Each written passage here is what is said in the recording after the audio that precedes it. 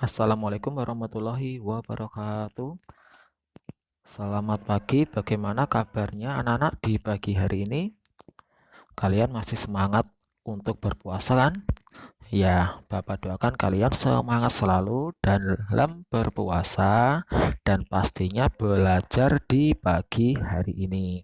Nah, anak-anak di pagi ini kita akan belajar dua materi sekaligus, yaitu yang pertama adalah materi bahasa Indonesia. Yang kedua adalah materi matematika. Yang pertama ini kita akan bahas dulu materi bahasa Indonesia. Nah, bahasa Indonesia ini kita akan membahas tentang cerita. Nah, cerita di sini kita akan bahas dulu yang namanya cerita daerah. Cerita daerah itu apa? Yaitu cerita yang dibuat dan berkembang dari daerah tertentu.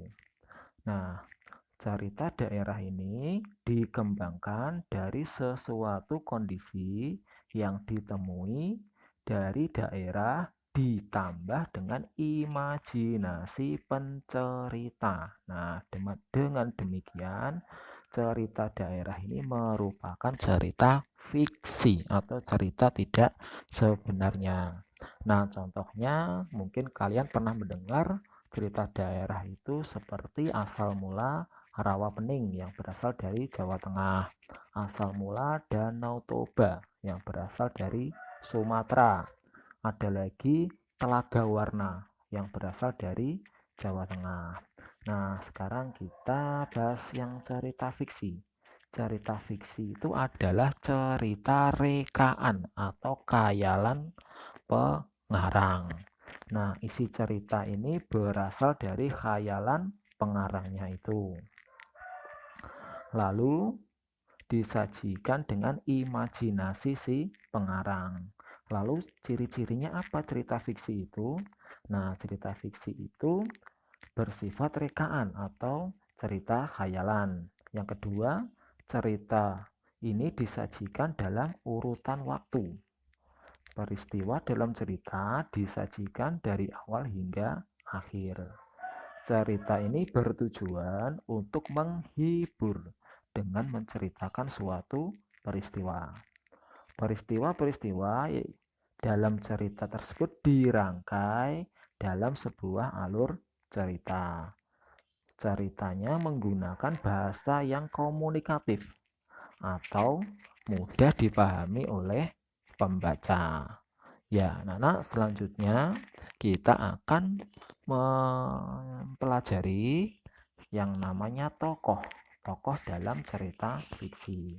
Sebelumnya kalian tahu nggak tokoh itu apa? Tokoh itu adalah pemeran atau orang yang bermain dalam suatu cerita. Ya, anak di sini yang kita bahas sebelumnya adalah cerita fiksi. Nah, di sini nanti kita akan bahas tokoh yang ada dalam cerita fiksi. Nah, tokoh dalam cerita fiksi itu dibagi menjadi beberapa macam. Yang pertama ada tokoh utama. Ya, tokoh utama ini memiliki peran dalam cerita. Biasanya tokoh utama ini mendominasi cerita atau ditampilkan terus-menerus dalam cerita tersebut. Nah, yang kedua ada tokoh tambahan atau tokoh sampingan atau tokoh figuran. Apa yang dimaksud dengan tokoh figuran ini? Yaitu tokoh yang hanya sesekali dimunculkan atau ditampilkan dalam cerita. Tapi meskipun cuma sesekali muncul, keberadaan tokoh tambahan ini juga diperlukan. Karena kenapa? Ya untuk mendukung atau memperjelas peran tokoh utama. Nah, anak-anak, selanjutnya apa itu jenis dari tokoh utama ya anak-anak. Tokoh utama itu ada dua, yaitu tokoh protagonis dan tokoh antagonis. Ya, kalian tahu apa enggak bedanya antara tokoh protagonis dan antagonis? Yang pertama ada tokoh protagonis ya. Pro itu artinya bagus. Nah, jadi tokoh protagonis itu adalah tokoh yang memiliki sifat baik atau bagus. Sementara itu yang tokoh antagonis. Tokoh antagonis itu adalah tokoh yang melawan tokoh protagonis. Nah, biasanya tokoh antagonis ini memiliki sifat yang jahat. Ya, itu tadi anak-anak tentang cerita rakyat. Khususnya adalah cerita fiksi. Kita sudah bahas pengertian, ciri-ciri, serta tokohnya. Ya, anak-anak, selanjutnya kita akan bahas materi matematika. Ya, kalian masih ingat ya, matematika kemarin kalian sudah mempelajari tentang sudut. Ya, benar kan? Tentang sudut. Ya, sudut itu apa buat kalian? Kalian masih ingat nggak? Sudut itu apa? Ya, sudut itu adalah suatu daerah yang terbentuk dari pertemuan dua garis pada satu titik. Nah, itu adalah garis. Nah, coba kalian ingat lagi cara memberikan nama sudut. Ada dua cara, yaitu dengan menggunakan 3 huruf kapital yang ada dalam sudut tersebut dan menggunakan 1 huruf kapital. Nah, di sini nanti kita akan membahas sekaligus kalian nanti bisa melanjutkan untuk mengerjakannya.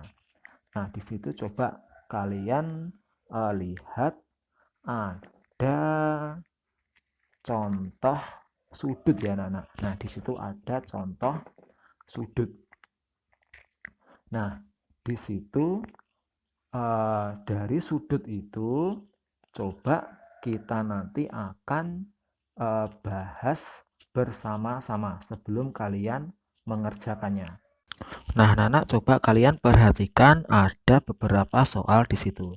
Yang pertama kalian perhatikan soal nomor 1A. Nah, di situ ada beberapa garis yang dinamakan sudut. Nah, coba kita bahas bersama-sama nomor 1A.